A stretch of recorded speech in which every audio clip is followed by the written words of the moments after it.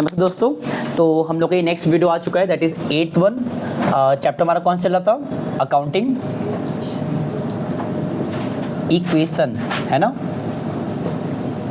ये हम लोग का इकलौता चैप्टर अभी फिलहाल इस 11th क्लास का है, जिसमें कि हम लोग का एक चैप्टर 8 लेक्चर तक जा चुका है, मतलब इकलौता चैप्टर। इसके पहले जितने भी चैप्टर्स पढ़े थे थ्योरी वाले, उसमें कोई चैप्टर 4 पार्ट में खत्म हो गया, कोई 3 पार्ट में खत्म हो गया, कोई 1 पार्ट में खत्म हो गया, है ना। तो न्यूमेरिकल्स इसी तरह होते हैं, जहाँ पे थोड़ा टाइम लगता है, 8, 10, 12 क्लास लग जाते हैं एक न्यूमेरिकल चैप्टर को वाइंड अप कराने प्रॉपरली। और तुम लोगों को मैंने डे 1 कहा था, तो ये 8 जिसका लेक्चर है ना, हम लोग डे 1 कहे थे कि हम लोग को इस लेक्चर में इस चैप्टर में टोटल 4 पार्ट पढ़ने थे। एक तो चैप्टर नाम ही है अकाउंटिंग इक्वेशन बनाना स्टेटमेंट, जहाँ पे तुम बार बार क्या वेरीफाई कर रहे थे कि हर ट्रांजैक्शंस के बाद जो इक्वेशन होता है एसेट्स लायबिलिटीज और कैपिटल बीच में, that is assets equal liabilities plus capital, वो बार बार मैच करता है। ठीक। उसके बाद हमने पढ़ा था प्रॉफिट पे न्यूमेरिकल्स, प्रॉफिट निकालने के ऊपर जो फॉर्मूला था, closing capital minus opening capital, in between drawing and additional capital भी था। इसके बाद लास्ट टाइम क्या पढ़ा था अभी लास्ट क्लास में? Rules of debit and credit. तो जो बच्चे देख रहे हैं, हो सकता है कोई पहली बार देख रहा हो, कोई होता है कोई दूसरी बार देख रहा हो। इट्स बेटर, ये 8वां चल रहा है, तो बिना 1 से लेके 7 तक देखे, ये 8वां उनके लिए थोड़ा सा कॉम्प्लिकेट लगेगा, हार्ड लगेगा, टफ लगेगा, समझ नहीं आएगा। तो इस सीक्वेंस चल रहा है, उसको बिगाड़ना नहीं है, साथ में चलना है, तो फिर आगे समझ में आता है। हम लोग का जो आज का लास्ट हेडिंग रहेगा, हेडिंग लास्ट है, होपफुली क्या पता एक दिन और दे सकते हैं इस चैप्टर को हम डाउट्स को कवर कराने के तौर पे, अदरवाइज टॉपिक लेवल पे मेरा आज लास्ट क्लास है। और टॉपिक का नाम क्या था हमारा? टी शेप अकाउंटिंग, है ना, टी शेप ऑफ अकाउंटिंग। अब पता है ये जो टी शेप अकाउंट है, एक्चुअली तुम लोग अभी इसी को आगे चल के नाम पढ़ोगे लेजर अकाउंटिंग। मतलब अपने रिकॉर्ड ट्रांजैक्शंस को रिकॉर्ड करना स्पेसिफिकली एक सेपरेट प्लेस पे, जहां पे क्या होता है, सिमिलर टाइप का नेचर ऑफ ट्रांजैक्शंस एक जगह पे रखा जाता है। फॉर एग्जांपल अगर मैंने कहा for example prepare T shape accounting of cash, मैंने कहा prepare T shape accounting of cash, which means कि उस T shape of cash account में जब बनाओगे तो जितने भी ट्रांजैक्शन उसके अंदर रिकॉर्ड करोगे वो सब कैश से रिलेटेड होगा, कोई भी नॉन कैश नहीं हो सकता। तुमने लिखा T shape of furniture account, which means कि वहाँ पे जितने भी ट्रांजैक्शन रिकॉर्ड होंगे उस टी शेप ऑफ फर्नीचर में, सारे ट्रांजैक्शन फर्नीचर से जुड़े हुए होंगे, तो फर्नीचर आया होगा या फर्नीचर बेचा गया होगा, जो भी, मतलब वहाँ पे फर्नीचर से कनेक्टेड ट्रांजैक्शन वहाँ पे आएंगे। तो टी शेप यही होता है जहाँ पे all the similar types of transactions, all the similar, same भी कह सकते हो, similar type of transactions are recorded at one place, at one place। तो ये तो बेसिक कॉन्सेप्ट हुआ। अब सवाल है कि रिकॉर्ड करे कैसे। देखो, एक होता है तुम्हारे मन में, चलो सर रिकॉर्ड होता कैसे है, क्या नॉर्मली कैसे भी कर देंगे? बिल्कुल नहीं, यहाँ भी नियम है और तुमने भी नियम जस्ट पीछे पढ़ कर ही तो आए हो, वही नियम है फॉलो होगा डेबिट क्रेडिट वाला। तो कुछ देर के पहले हम लोग रूल्स को रिकॉल कर लेते हैं, ठीक है। याद करो, हमारे पास ट्रांजेक्शन्स की अगर नेचर की बात करें, ट्रांजेक्शन्स के नेचर ऑफ अकाउंट की बात करें, नेचर ऑफ अकाउंट मतलब हम लोग जब अकाउंट प्रिपेयर करते हैं अकाउंट्स, तो अकाउंट्स कितने नेचर के हमारे पास इन जनरल आ सकते हैं। जिसमें मैंने एग्जांपल दिया था भी, cash, furniture, creditor, debtor, capital, बहुत से वर्ड्स है, परचेज, सेल्स, जाने कितने वर्ड्स हैं ना। तो हमें इन सारे वर्ड्स को स्पेसिफाइड करके कुछ स्पेसिफिक नेम देने हैं। तो हमारे पास 5 नाम थे, याद आ रहा है? क्या क्या था? एसेट्स, लायबिलिटीज, कैपिटल, इनकम, चलो ठीक है, कैपिटल, इनकम और गेन, एक्सपेंसेस या लॉसेस। ये 5 हमारे पास नेचर ऑफ होते हैं ना ट्रांजैक्शंस। इन 5 में से इन दोनों के जो रूल्स हैं वो सेम होते हैं और इन तीनों के रूल्स भी सेम होते हैं, ठीक है। तो रूल्स क्या थे याद दिलाओ, इनके रूल्स क्या थे, जब जब ये दोनों में से कोई भी इंक्रीज होगा दो डेबिट तो ये डेबिट में लिखाते हैं, ओके। और जब ये डिक्रीज होगा तो कहाँ लिखाएंगे ये, क्रेडिट। और मैंने कहा था याद किसी एक का करो, इसी का अपोजिट बगल वाले का। तो अगर एसेट्स इंक्रीज हो रहा है डेबिट में, एक्सपेंस इंक्रीज तो डेबिट में, और ये दोनों डिक्रीज तो, और इसी का अपोजिट वहाँ पे, मतलब वहाँ पे जब इंक्रीज कहोगे तो क्रेडिट और डिक्रीज कहोगे तो डेबिट। Very good. बस इतनी बात अगर याद है तो टी शेप अकाउंटिंग को फ्रेम करना कोई बड़ी बात नहीं है।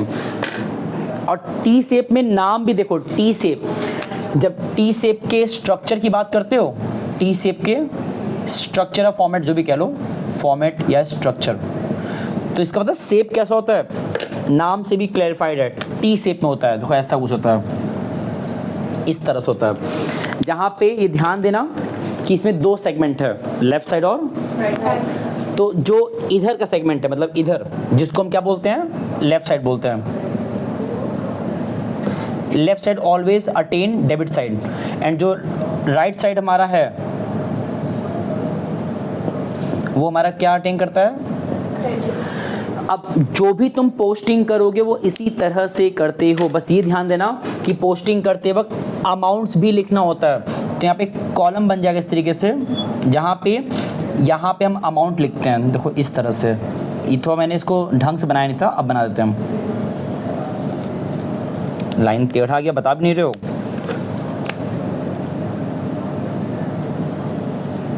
अब ठीक है ऑलमोस्ट, ठीक। और यहाँ भी अमाउंट के लिए स्पेस लाइन ड्रॉ कर लो इस तरीके से। ये बस ध्यान देना कि इसमें जो यहाँ का पोर्शन है, ये वाला जो हमारा कंप्लीट लेफ्ट साइड है, ध्यान देना, कंप्लीट जो लेफ्ट साइड है उसके अमाउंट्स यहाँ लिखाते हैं, लेफ्ट साइड वाले अमाउंट्स, ठीक है। और राइट साइड के अमाउंट्स यहाँ लिखाते हैं। ये हम तुम लोग को इतना बेसिक क्यों बता रहे हैं, तुम डिटेल में जा करके, बिकॉज तुम लोग पहली बार पढ़ने जा रहे हो। एक बार फ्लो बन जाएगा तो तुम लोग के लिए सब बहुत कंफर्टेबल और बहुत कन्वीनियंस पड़ेगा। अभी तो स्टार्टिंग है, तो इतना बेसिक बातों को जानो कम से come for the first time. अब आते सीधा न्यूमेरिकल पे। देखो हम लोग ने लास्ट टाइम जो न्यूमेरिकल लगाया था दैट वाज 16, 17 एंड 18, जो रूल्स पे बेस्ड थे ना, कि इंक्रीज हुआ तो कहाँ जाएगा, डिक्रीज हुआ तो कहाँ जाएगा, उसका नेचर ऑफ अकाउंट कैसे आइडेंटिफाई कर रहे थे, कौन एसेट्स है, कौन लायबिलिटीज है, कौन एक्सपेंस, इनकम एंड कैपिटल है। अब डायरेक्टली जंप करो क्वेश्चन 19 पे, क्वेश्चन नंबर 19। और मेरा कोशिश रहेगा कि हम तुम्हें आज भी इस टॉपिक पे दोनों जगह से क्वेश्चन लगवाते हैं, एस शर्मा से लगवाते हैं और देवगढ़ से लगवाते हैं। स्टार्ट करते हैं पहले एस शर्मा से। देखो हमारे पास बुक में बहुत सवाल दिया हुआ है, और तुम लोग खुद नोटिस करना कि जो यहाँ सवाल लगाओगे लगभग वही सारे सवाल वहाँ पे हैं, कुछ भी अलग नहीं है, सिर्फ तुम्हें नाम और नंबर बदलेगा। तो हम क्वेश्चन पिकअप कौन से पहले कर रहे हैं, 19, क्वेश्चन नंबर 19। और जिनका कोई भी एडिशन हो कोई फर्क नहीं पड़ता, तुम्हारा सिर्फ इतना छोटा टास्क है कि क्वेश्चन को मैच कर लो। अगर 19 लिखें तुम्हारे आसपास 19 के आसपास मिल जाएगा, नाम और जो भी इसमें डिटेल्स हैं उसको टैली कर लेते हैं। तो क्या दिया, पढ़ो ध्यान से। लिखा है open T shape account of furniture, properly लिखा है। हमें टी शेप किसका बनाना है, फर्नीचर का। ध्यान लिखो properly, we have to prepare furnitures T shape account. अब तुम टी शेप मत लिखो, फर्नीचर अकाउंट, और अकाउंट का शॉर्ट फॉर्म तो कैसे होता है, A/C, ये शॉर्ट फॉर्म होता है।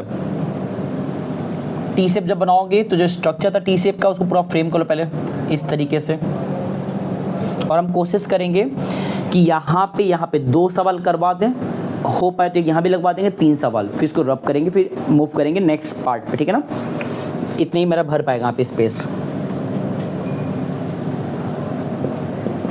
चलो ये तो ठीक है ना। अब यहाँ पे पुट करने से पहले तुम लोग के लिए एक छोटा डिस्क्लेमर, उस डिस्क्लेमर को ध्यान से पहले सुन लो फिर सॉल्व करना मेरे साथ में। डिस्क्लेमर क्या है, कभी भी न्यूमेरिकल जब लगाते हो टी शेप का तो इट्स बेटर, अभी सीख रहे हो ना, पहली बार करने जा रहे हो तो गलती कर सकते हो, है ना। तो इट्स बेटर तुरंत पहले जिसका टी से बना रहे हो उसके हिसाब से वो किस नेचर को बिलोंग कर रहा है। नेचर मतलब आउट ऑफ दिस 5 कैटेगरीज वो किस नेचर का है वो आइडेंटिफाई इंस्टेंट करो, और करने के बाद वहाँ पे टॉप पे लिख लो अपने कन्वीनियंस के लिए। फर्नीचर बताओ किसमें आते हैं इन पांचों में से? Very good. तो यहाँ लिखो कि this belongs to assets category, और जस्ट बिकॉज एसेट्स कैटेगरी का है और मुझे पता है कि टी शेप में कंप्लीट लेफ्ट साइड किसको होल्ड करता है? डेबिट को, और कंप्लीट राइट साइड है ना। तो उस बिहाफ पे इंस्टेंट अब एक और स्टेप क्या करो, तो तुम्हें क्वेश्चन पढ़ने भी जा रहे हैं हम तुम्हें 2 स्टेप करा रहे हैं। पहला क्या स्टेप था कि पहले नेचर ऑफ अकाउंट जान लो कि वो फंड से बात कर रहा है विच इज एसेट्स, तो वहाँ लिख लो अपने कन्वीनियंस के लिए। देन आफ्टर डेबिट और क्रेडिट अकॉर्डिंग एसेट्स का जो नियम है यहाँ जो तुमने लिख के रखे हो अपने पास, इस रूल को इंस्टेंट यहाँ पे लिख लो कि डेबिट में अगर एसेट्स है तो इंक्रीज यहाँ पे आएगा और डिक्रीज। ऐसा क्यों कह रहे हम? क्योंकि अब तुमको ये याद रहेगा ऐसे कम से कम कि भाई फर्नीचर हमारा जब जब, ध्यान सुनना, यहाँ बात किसे कर रहा है? फर्नीचर का ना। तो तुम्हें पूरा फोकस फर्नीचर पे करना है कि जब जब फर्नीचर इंक्रीज होगा कहाँ रिकॉर्ड होगा? जब जब फर्नीचर डिक्रीज होगा तो कहाँ जाएगा? विच मीन्स कि फर्नीचर की क्वांटिटी, मान लो आज 5 फर्नीचर है, 5 का 6 हो गया तो इधर आएगा, 5 का 4 हो गया, तो इस तरह से समझना पड़ेगा। क्लियर है तब? चलो अब सवाल पढ़ते हैं। तो यहाँ तुम्हें 4 पॉइंट दिया है, वो चारों पॉइंट बेसिकली 4 ट्रांजेक्शन्स हैं। अब वो चारों ट्रांजेक्शन कहीं भी जा सकता है, क्या पता ऑल 4 ट्रांजेक्शन इधर आ जाए, ऑल 4 इधर आ जाए, या कोई एक यहाँ 3 वहाँ, एक यहाँ 3 वहाँ, कुछ भी हो सकता है। It totally depend on the जो कहा है और जो नियम लगेगा वहाँ पे, हम अपने अकॉर्डिंग कुछ भी नहीं कर सकते। क्लियर? चलो पढ़ते हैं। पहला पढ़ो क्या लिखा है? Bought furniture. तुम्हें यहाँ फोकस करना है बॉट में अल्टीमेटली फर्नीचर को क्या हुआ होगा, घटा या बड़ा क्या हुआ होगा? बड़ा। कंफर्म क्यों? क्योंकि बॉट में हमारे पास जितने फर्नीचर पहले से थे उसमें और आ जाएंगे। सिंपल है। तो इसका मतलब ये तो फैक्ट हो गया कि जो बॉट फर्नीचर है पहला वाला पॉइंट वो इधर आने वाला है। ये तो क्लियर है ना? बट तुम लोग को एक बात और सिखाते हैं। टी शेप जब बनाते हो तो ये कोई सिखाता नहीं है ऑन द स्पॉट अभी फिलहाल स्टार्टिंग वाले टाइम पीरियड में, बट अभी से कोई बुराई नहीं है। जब टी शेप बनाते हो किसी भी नाम के अकाउंट का, तो जो लिखते हो डेबिट में वहाँ पे एक वर्ड यूज़ करते हो कंपल्सरी, दैट इज 2, और 2 के आगे जो भी लिख लो। यहाँ पे यूज़ करते हो बाई, तो ये वर्ड लिखना होता है। तो यहाँ भी क्या आएगा? हम 1 लिख दिए थे बिकॉज ट्रांजेक्शन 1 यहाँ पे आने वाला था। तुम यहाँ पे 2 लिखो वो भी चलेगा। अब उसके बाद सबसे मेन बात, यहाँ तुमने आइडेंटिफाई किया ठीक था, अब दिमाग को जोड़ डालो, सोचो किस वजह से फर्नीचर बढ़ रहा है, वो यहाँ वजह लिख दो। यहाँ पे क्या क्या था? बॉट, मतलब हमने पे किया तब ना पैसा फर्नीचर आया है। तो जो पेमेंट है वो हमारा मेन रीज़न था फर्नीचर के बढ़वाने में, इंक्रीज करवाने में। तो यहाँ पे 2 कैश लिखोगे कि हमने कैश पे किया होगा तब जाके हमारे पास फर्नीचर आया होगा। कितने का? 18,000 का। देखो हम दोबारा कह रहे हैं, हम तुम लोग को एकदम बताना चाह रहे हैं बेसिक पे जा करके, क्योंकि मुझे पता है स्टार्टिंग फेज है। एक बार सीख जाओगे ना तो मेरे लिए खुद ही दिक्कत नहीं होगा आगे चल के, आज से 1-2 महीने बाद, है ना। तो कोई इसमें शर्म बात नहीं है, आराम से तुम पढ़ो, कोई जल्दीबाजी नहीं है। तुम लोग खुद अभी ये आज जब बीतेगा भी आधा घंटा तो उसके बाद तुम्हें खुद ही क्लियर हो जाएगा कि हम लोग पढ़ क्या रहे हैं एक्चुअली। नेक्स्ट पढ़ो क्या लिखा है? A part of furniture sold, जब बेच दोगे तो क्या फर्नीचर घटेगा बढ़ेगा? घटेगा। तो इसलिए जो सेकेंड वाला पॉइंट है वो कहाँ आने वाला है? इधर। और नाम क्या लिखो उसका? बाई। अब दिमाग जोड़ डालो कि ये क्या हुआ है? कैश आया है। बेचा गया है ना, तो हमारे पास अल्टीमेटली क्या होगा? तो यहाँ पे लिखोगे बाई कैश, और कितने बेचा गया है? ठीक। थर्ड पढ़ो, अगेन बॉट का है तो फिर से बढ़ा होगा, तो इधर ही आएगा ना। हम तो मेनली देखो 1 ये नंबरिंग में लिख रहे हैं, तुम्हारी मर्जी जो लिख लो, दोनों चलेगा। तो अगेन बॉट किए तो फिर में पे किया होगा, तो 2 कैश फिर से आएगा। कितने मैंने बॉट किया है? 10,000 का। एंड फोर्थ है चार्ज डेप्रिसिएशन। देखो एसेट्स पे जब तुम डेप्रिसिएशन लगाते हो तो वो अल्टीमेटली हमारे नंबर ऑफ एसेट्स को डिक्रीज करा देता है ना। डिक्रीज मतलब एसेट्स को घटा देता है। तो इधर आएगा कितने से? 3,000। इसका नाम कहते हैं, वर्ड का है डेप्रिसिएशन। तो हम लोग वर्ड कहाँ पे लाएंगे, डेप्रिसिएशन ही लिखेंगे, बाई डेप्रिसिएशन 3000। क्या चाहिए, चलो देखो, तो अल्टीमेटली हमारे पास जब जब फर्नीचर बढ़ रहा था तो यहाँ आया, जब वो घटा तो उधर चला गया, है ना। तो चारों पॉइंट हो गया ना, ये सवाल 4 नंबर में आ सकता है, तो इतना ही करना था, बट ऐसा नहीं है।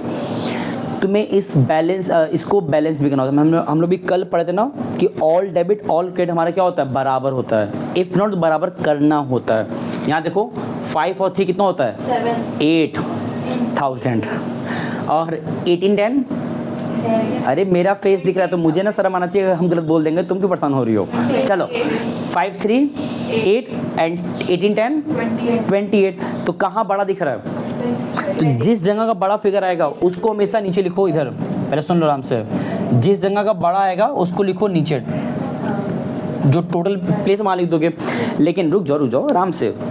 अब लिखने के बाद ये देखो कहाँ छोटा था, क्रेडिट साइड, तो बैलेंस इधर आता है, बैलेंस करना पड़ता है दोनों सेम बनाने के लिए।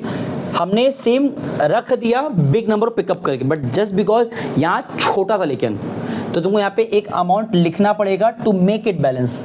कितने से लिखे हैं, तो आउट ऑफ 28 इसको माइनस कर दो, कितना आएगा, आपने सही बोला है 20,000। और इसको नाम क्या दोगे, बैलेंस CD, ये नाम दे देना। बाई लिखना था, मैं बाई लिखा नहीं है, बाई बैलेंस CD। ये तुम बस इतना लिख के छोड़ दो, इसका कोई नीड वैसे है नहीं, बट तभी कर लिया करो। ये हमारा क्या है, एक तरह से बैलेंसिंग फिगर है, बैलेंसिंग फिगर। और जिसके मन में चला ऐसे CD क्या है, CD का मतलब होता है कैरिड डाउन। अभी सिर्फ लिख के रखो, हम लोग जब आगे आएगा वहाँ बताएंगे।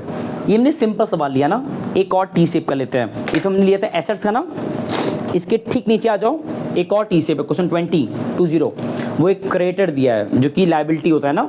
चलो अब उसका लगाते हैं 20 क्वेश्चन 20 देखो जरा, किसका दिया हुआ है, एक नाम दिया हुआ है मोहन, बट मोहन के नाम के पीछे बता दिया है कि वो मोहन हमारा यहाँ पे क्या है, तो ये एक तरह से हमारा क्या हो गया। तो जो भी पहले स्ट्रक्चर इसका है, पहले फ्रेम करो तुरंत।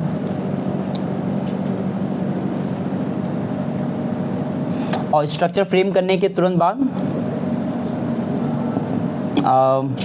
जो रूल्स हैं वो स्पेसिफाई कर लो अपने लिए, कन्वीनियंस पड़ेगा। तो ये बताओ लायबिलिटी का जो रूल्स था वहाँ लिखा है साइड में से, क्या था, देखो यहाँ आता है डेबिट, यहाँ आता है क्रेडिट।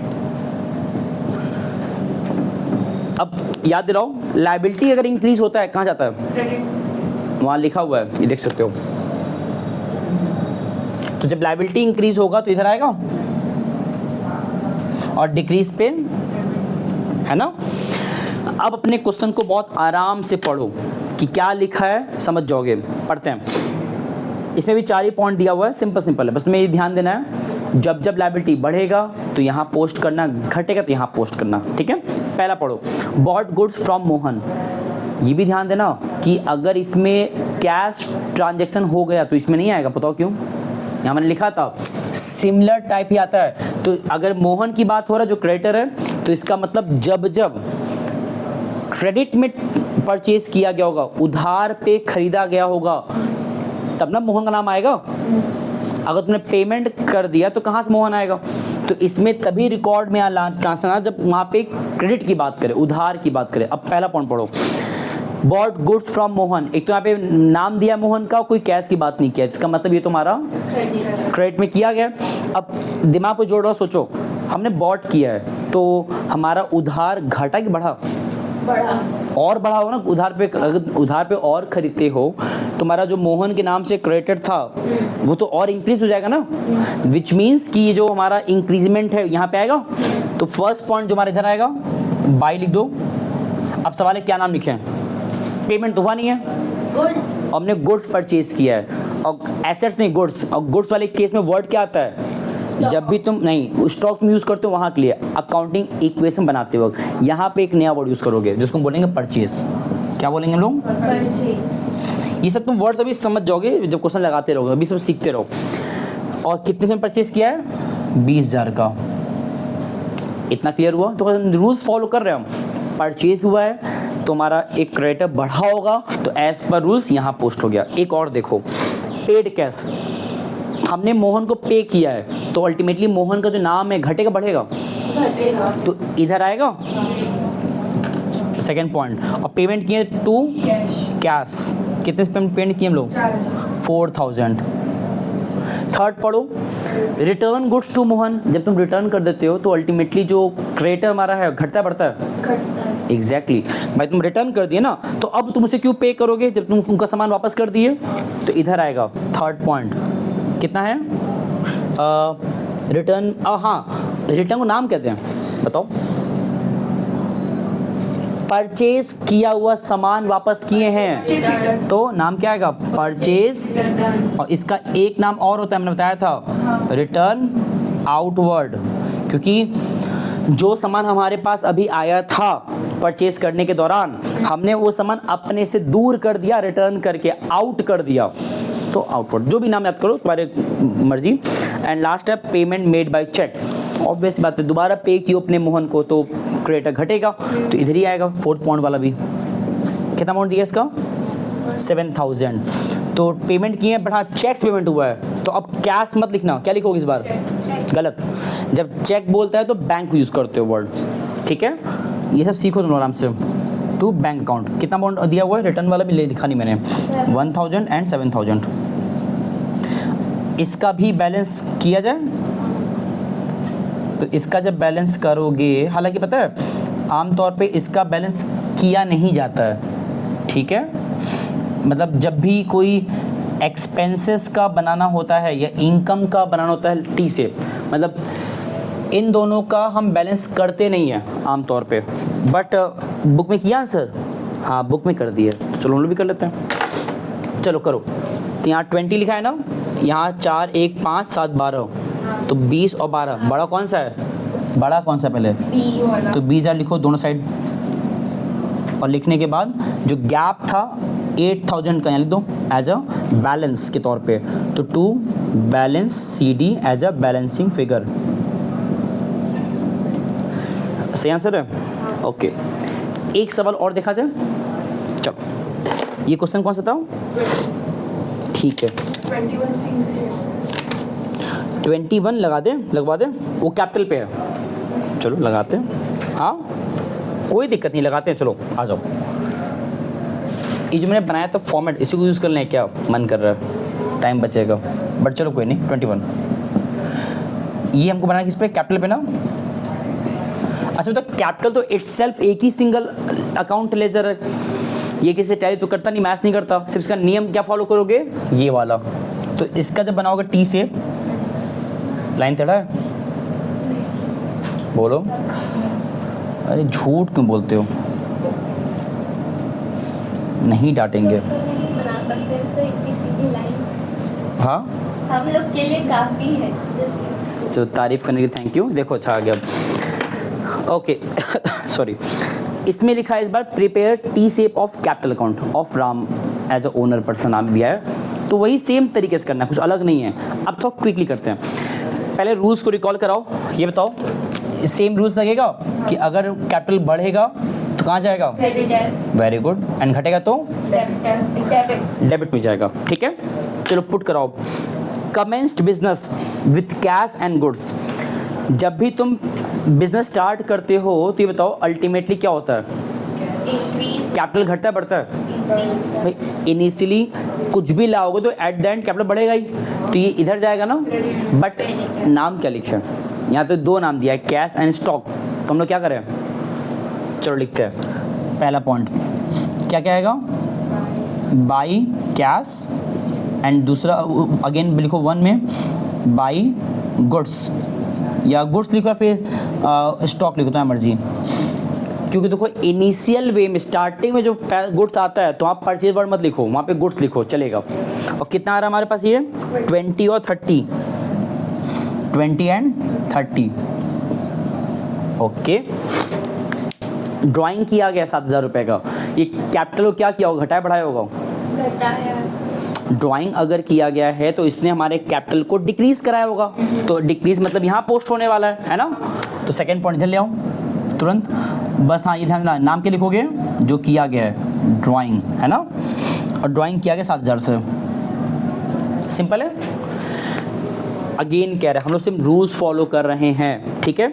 नेक्स्ट देखो, एडिशनल कैपिटल लाया गया 10,000 रुपये का, तो इससे क्या हुआ, कैपिटल घटा बढ़ा क्या हुआ होगा, तो अब पैसा लाया गया ना, तो वर्ड क्या यूज़ करोगे, एग्जैक्टली, गुड, कैश, तो बाई कैश, कितने से, 10,000। नेक्स्ट पढ़ो, loss during the year, loss हमारे फर्म को क्या करता है, कैपिटल क्या करता है, कैपिटल को, तो इधर आएगा, बस नाम क्या लिखोगे, टू लॉस, चलेगा, लॉस भी लिख लो, चलेगा, 4,000 से।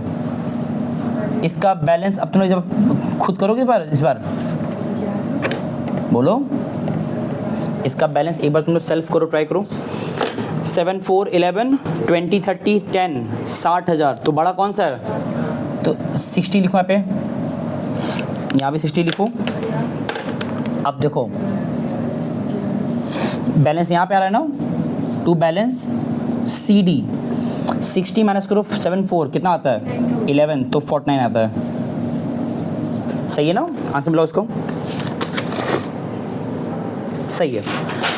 ओके, हमने 3 सवाल पिकअप किया ना, ये हमारा कहाँ का था बेटा, किस बुक का था, चलो इसको उतारो, हम लोग लगाते हैं इसके बाद एक और सवाल, ठीक है ना, देखो इसको पहले,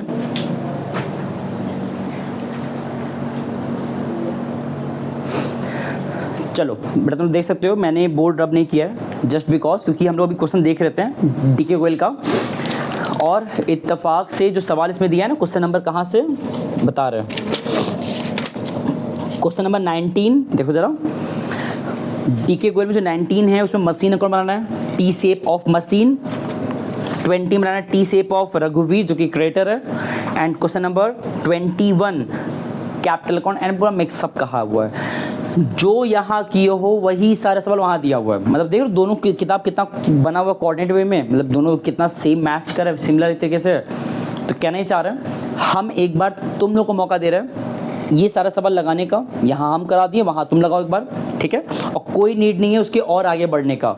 देखो कभी किताब खोलोगे ना, वहाँ पे 2 पार्ट में एक्सरसाइज दिया होता है, एक होता है प्रैक्टिकल एक्सरसाइज, एक होता है एडिशनल एक्सरसाइज, तुम्हें कौन सा लगाना है, सिर्फ प्रैक्टिकल वाला जो स्टार्टिंग में होता है, जो एक्स्ट्रा दिया एडिशनल वो तुम्हें सिर्फ और सवाल दे दिया है वही सब चीज़ें, तो वो भी मत देखो, जो उसके ऊपर का है प्रैक्टिकल जो हम लगवा रहे हैं तो वहाँ का लगवा दिए एस शर्मा का, तुम्हारा काम है एक बार ये सवाल लगाओगे, फिर कल जब मिलेंगे तो हम लोग कल पता क्या करेंगे, इन सारे क्वेश्चंस को मतलब डीके गोयल से इस पूरे किताब में जितने क्वेश्चन लगवा सकते हैं शॉर्ट में, जिसमें सब जुड़ा रहेगा, अकाउंटिंग क्वेश्चन भी, रूल्स वाला भी, प्रॉफिट पे भी, और ये वाला टी से भी। तो कल का क्लास जो रहेगा, नेक्स्ट क्लास मतलब हमारा, वो एक तरह समराइज्ड रहेगा पूरे इस न्यूमेरिकल चैप्टर जो हमने पढ़ा ना, 8 दिन से पढ़ रहे हैं, इस पूरे 8 दिन के पढ़ाई को हम समअप करेंगे एक सिंगल क्लास में, जो थोड़ा टाइम लेगा 40-50 मिनट जो भी चला जाए, बट उसमें हम ढेर सारे न्यूमेरिकल लगवाएंगे ओनली डीके गोयल का, सही रहेगा।